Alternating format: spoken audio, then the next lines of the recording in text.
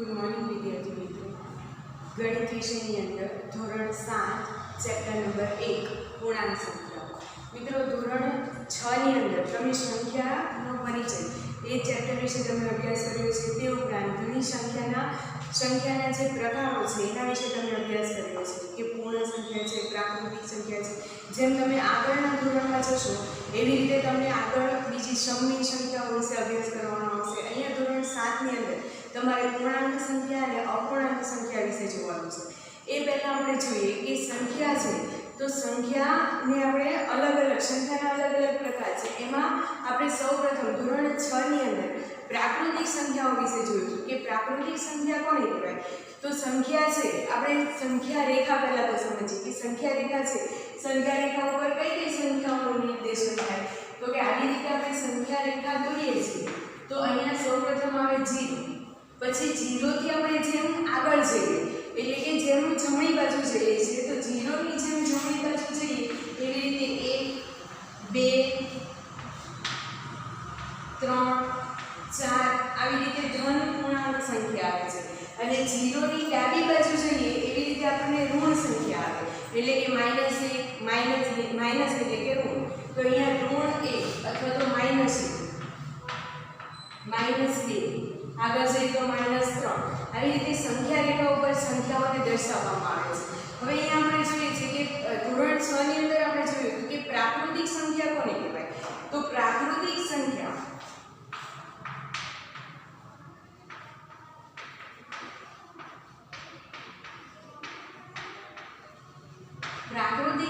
એટલે શું તો કે સંખ્યા રેખા ઉપર આપણે જોઈએ છીએ તો 0 પછી એટલે કે 1 થી શરૂ કરી અને અનંત સુધીની ધન પૂર્ણાંક સંખ્યા, બરાબર. આ બધી સંખ્યા છે એ શું કહેવાય તો કે ધન સંખ્યા, ધન પૂર્ણાંક સંખ્યા કહેવાય. 0 ની આ બાજુ છે એને કહેવાય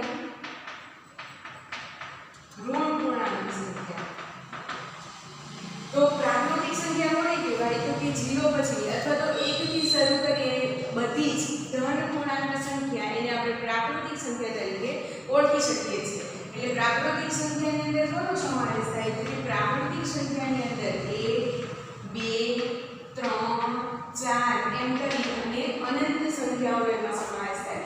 હવે એના પરથી સવાલ પૂછાઈ શકે કે સૌથી નાની પ્રાકૃતિક સંખ્યા કઈ છે. તો સૌથી નાની પ્રાકૃતિક સંખ્યાની જ્યારે વાત આવે ત્યારે સૌથી નાની પ્રાકૃતિક સંખ્યા 1 છે. અને એવું પૂછાય કે સૌથી મોટી પ્રાકૃતિક સંખ્યા કઈ છે. તો સૌથી મોટી પ્રાકૃતિક સંખ્યા કેવી છે અશક્ય અનંત છે, બરાબર. સંખ્યાઓ કેવી છે અનંત. એટલે આપણે સૌથી મોટી પ્રાકૃતિક સંખ્યા કઈ છે આપણે કહી શકીએ નહીં, કારણ કે સંખ્યાઓ કેવી છે અનંત છે અથવા તો અસંખ્ય છે. એટલે આપણે સૌથી મોટી પ્રાકૃતિક સંખ્યાનું વર્ણન કરી શકીએ નહીં. ત્યાર પછી સંખ્યાનો એક બીજો પ્રકાર છે જેનું નામ છે પૂર્ણ સંખ્યાઓ. જે ધોરણ 6 ની અંદર એનો પણ આપણે અભ્યાસ કર્યો હતો કે પૂર્ણ સંખ્યાઓ કોને કહેવાય. તો પૂર્ણ સંખ્યાઓ એટલે શું તો કે પ્રાકૃતિક સંખ્યાની અંદર જ્યારે 0 નો સમાવેશ થાય, પ્રાકૃતિક સંખ્યાની અંદર જ્યારે 0 નો સમાવેશ થાય ત્યારે તેને શું કહેવાય તો કે પૂર્ણ સંખ્યા. એટલે એનો મતલબ શું તો કે અહીંયાથી ચાલુ થાય. પૂર્ણ સંખ્યા છે આ 0 થી ચાલુ થાય અને અનંત સુધી અસંખ્ય.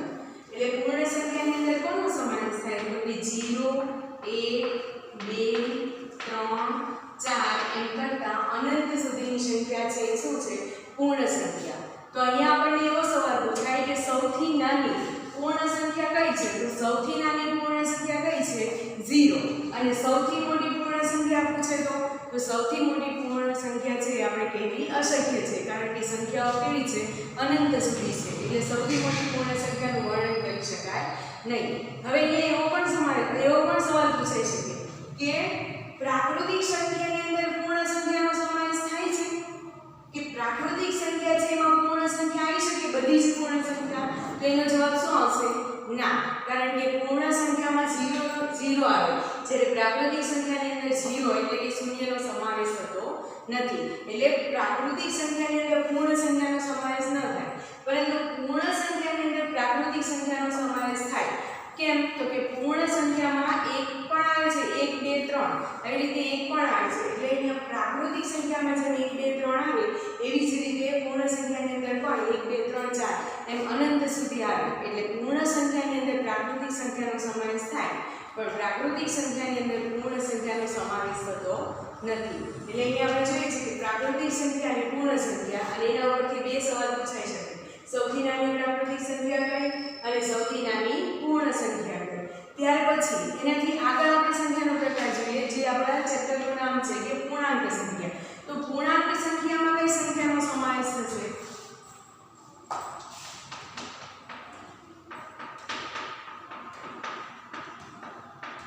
પૂર્ણાંક સંખ્યા છે તો પૂર્ણાંક સંખ્યાની અંદર કઈ કઈ સંખ્યાઓ આવે?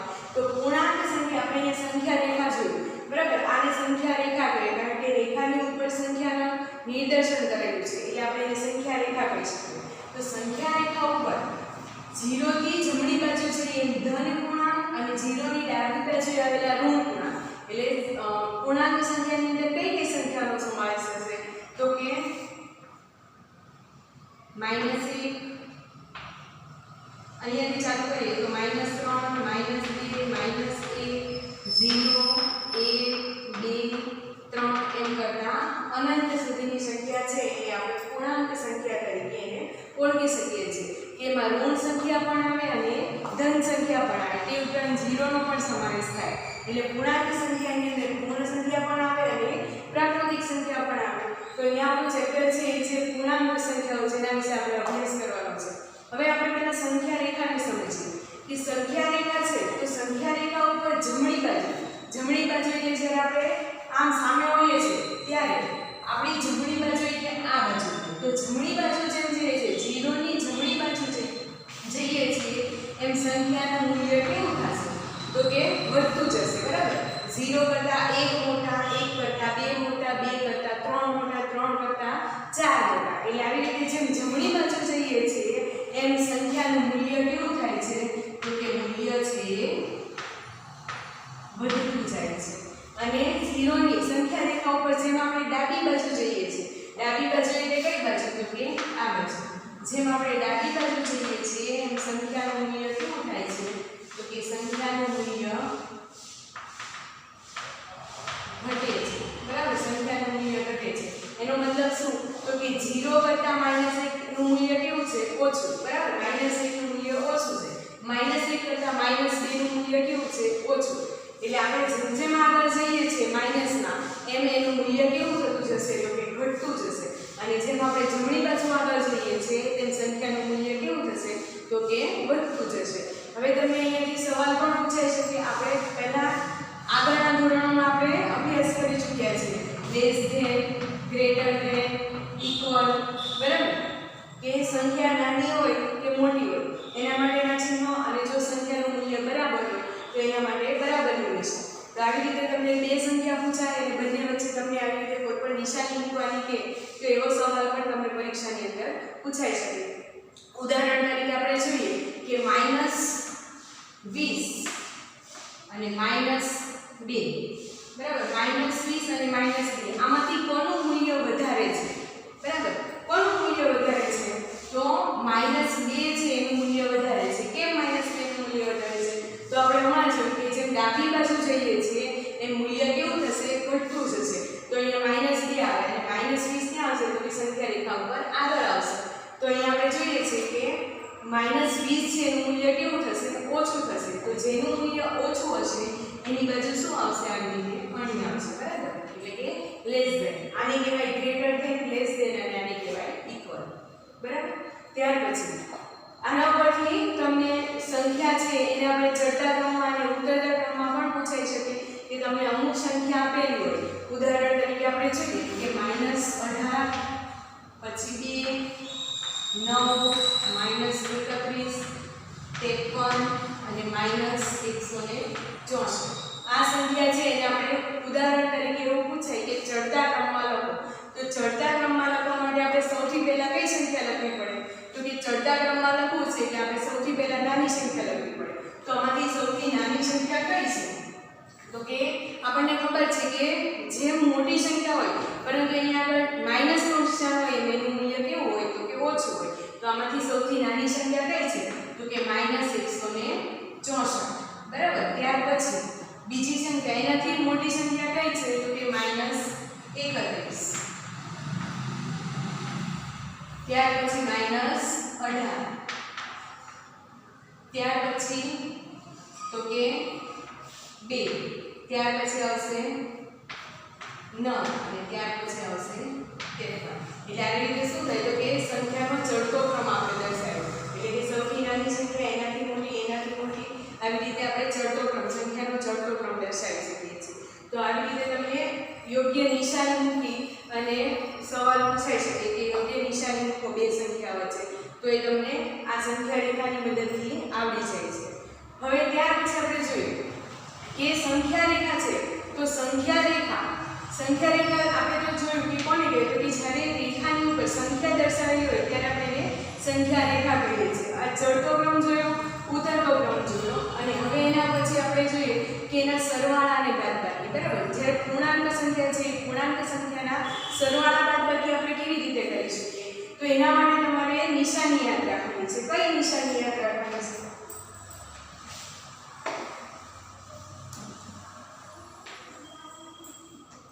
તો કે જો પ્લસ હોય તો એનો જવાબ આવશે પ્લસ પછી પ્લસ માઈનસ હોય તો એ આવશે માઈનસ પ્લસ હોય તો આવશે માઈનસ અને પ્લસ માઈનસ હોય તો એ આવશે માઈનસ હવે અહીંયા આપણે યાદ રાખવા માટે શું યાદ રાખવાનું છે તો કે જ્યારે બે સરખી નિશાની હોય છે તો સરખી નિશાની હોય ત્યારે એનો જવાબ છે પ્લસમાં આવે આવું ક્યારે થાય તો કે સરવાળા બાદબાકી બરાબર સરવાળા બાદબાકી કરીએ છીએ ત્યારે આપણે મોટી સંખ્યાનું નિશાન જોવાનું છે અને જ્યારે ગુણાકાર જોઈએ છીએ ત્યારે આપણે આ નિયમને ફોલો કરવાનો છે એ આપણે દાખલા કરશું ત્યારે તમને વ્યવસ્થિત ખ્યાલ આવશે કે જ્યારે બે સરખી નિશાની હોય ત્યારે પ્લસ અહીંયા પણ જો બે સરખી નિશાની છે એટલે કે માઈનસ તો એમાં આવશે પ્લસ સરખી નિશાની હોય તો એમાં આવશે પ્લસ અને બે અલગ નિશાની હોય એટલે કે માઈનસ પ્લસ અથવા તો પ્લસ માઈનસ તો એમાં શું આવશે માઈનસની નિશાની આવશે ઉદાહરણ તરીકે આપણે એક સરવાળાની રીત જોઈએ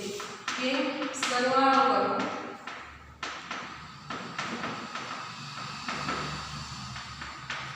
આપણે ધોરણ 6 ની અંદર આવા દાખલા છે કરી ચૂક્યા છે કે -4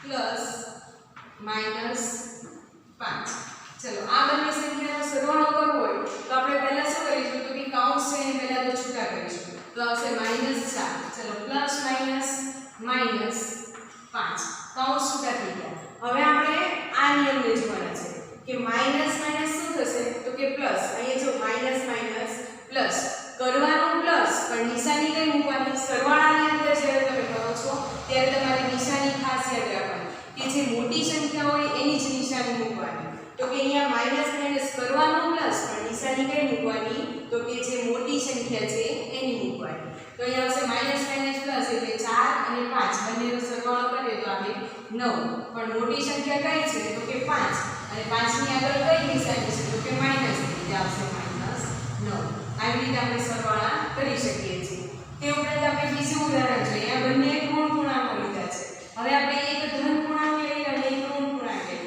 ઉદાહરણ તરીકે અહીંયા લઈએ આપણે -10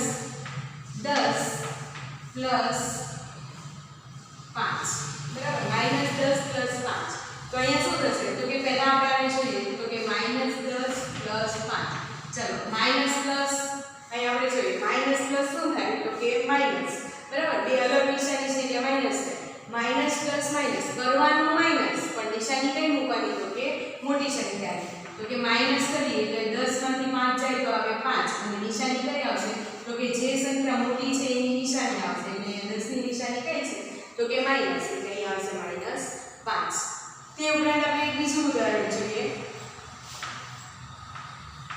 ઉદાહરણ 3 ધારો કે 18 પ્લસ -8 ચાલો પહેલા આપણે શું કરીએ તો કે કૌંસને છોડી નાખીએ તો કે 18 પ્લસ માઈનસ શું થાય તો કે -8 ચાલો 18 માંથી 8 જાય તો કેટલા આવશે તો કે 10 સીધો જવાબ અહીંયા આપણને મળે છે અથવા તો તમે એવું ના કરો અને નિશાની શો તો કે 18 ની આગળ કઈ નિશાની છે તો કે પ્લસ ની નિશાની કોઈ નિશાની આપણને આપેલી ન હોય તો આપણે શું સમજવાનું કે એની આગળ પ્લસ ની નિશાની છે એટલે 18 ની આગળ પ્લસ ની નિશાની છે તો પ્લસ માઈનસ શું થશે તો કે પ્લસ માઈનસ થાય માઈનસ કરવાનું માઈનસ પણ નિશાની કઈ મૂકવાની મોટી સંખ્યા, એટલે આપણે 18 માંથી 8 કાઢ્યો તો એમાં 10 અને 10 છે અને મોટી સંખ્યા કઈ છે તો કે 18, તો 18 ની નિશાની કઈ આવશે તો કે પ્લસ, એટલે અહીંયા પ્લસ આપણે લખીએ કે ના લખીએ કઈ ફેર પડે નહીં.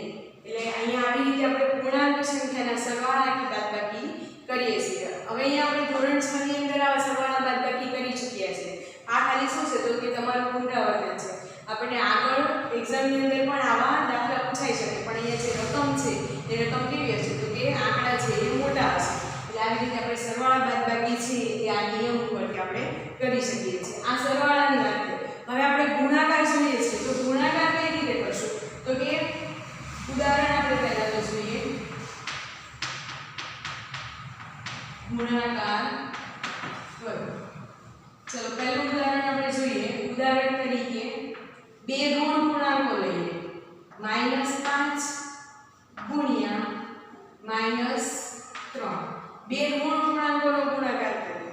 ચલો પહેલા તો આપણે જોઈએ અહીંયા કે 5 તાલી કેટલા થાય? 5 તાલી કેટલા થશે? 15.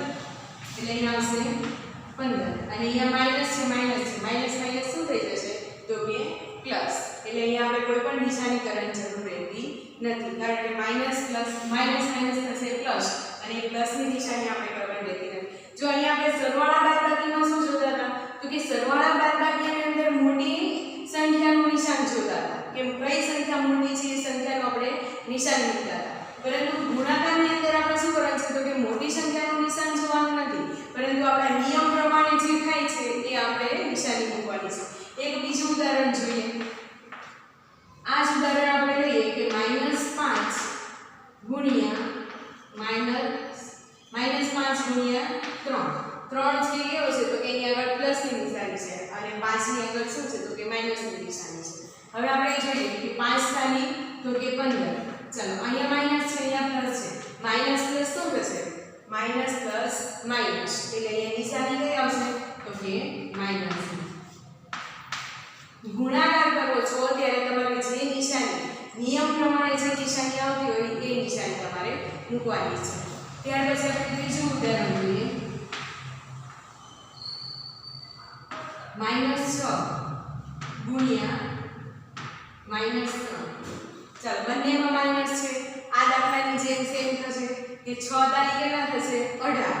તો પહેલા આપણે 18 લખી દઈએ, 6 તાલી 18 અને માઈનસ તો કે પ્લસ, તો આપણે પ્લસની નિશાની મૂકવાની જરૂર નથી. ત્યાર પછી આપણે બીજું એક ઉદાહરણ જોઈએ. ઉદાહરણ તરીકે આપણે લઈએ 7 ગુણ્યા -2. ચલો 7 ગુણ્યા -2. 7 દુ કેટલા થાય? 14. તો 14 અને અહીંયા 7 પ્લસ છે, અહીંયા 2 છે એ માઈનસ છે. 7 દુ 14 અને પ્લસ માઈનસ તો કે પ્લસ માઈનસ બાય માઈનસ, એટલે અહીંયા 14 કેવા આવશે તો કે -14 આવશે. આવી રીતે જ્યારે ગુણાકાર કરીએ છીએ ત્યારે નિયમ પ્રમાણે જે નિશાની મુકાય છે એ જ નિશાની આપણે મૂકવાની છે. પરંતુ સરવાળા બાદબાકીની અંદર તો કે ક્રિયા જે કરવાની છે એ નિયમ પ્રમાણે કરવાની છે, પણ નિશાની જે મૂકવાની છે કઈ રીતે મૂકશું તો કે જે મોટી સંખ્યા છે એની નિશાની મૂકશું. આવી રીતે તમારે જાતે નોટબુકની અંદર બીજા અન્ય ઉદાહરણો જે તમારી બુકની અંદર આપેલા જ છે આવા ઉદાહરણો તમારે જાતે કરવાના છે. અને જ્યાં પણ તમને ડાઉટ્સ હોય ત્યાં તમે WhatsApp અથવા તો સ્કૂલ પર રૂબરૂ આવીને સંપર્ક કરી શકો છો. બસ.